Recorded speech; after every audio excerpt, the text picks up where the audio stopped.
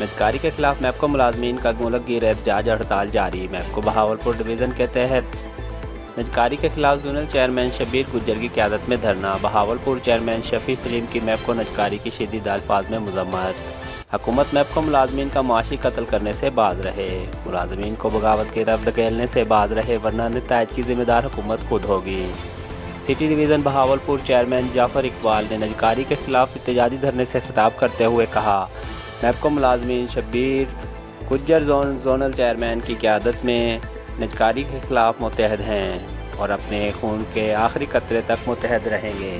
لودھرا کے division chairman فلک شیر بلوچ، کروڑ پکا کے ڈویژن چیئرمین چودھری شکیل احمد پور شرکیہ کے ڈویژن چیئرمین راؤ وکیل نے حکومت وقت سے مطالبہ کرتے ہوئے کہا کہ میپکو ملازمین نے دن رات ایک کرتے ہوئے ادارے کی ترقی اور صارفین کو ہر ممکن خدمات دی۔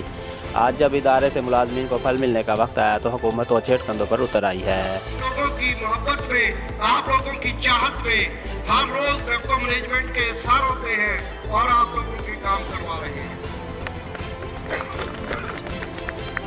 حال ہی میں ایک چھوٹی ہم حکومت وقت کو متمنا کرنا چاہتے ہیں کہ محض کسی کو نوازنے کی خاطر وابڈہ ملازمین کا معاشی قتل بند کیا جائے۔ حکومت باز نہ آئے تو ہم اپنے حقوق کی خاطر اپنی جانوں کا نذرانہ دینے سے گریز نہیں کریں گے۔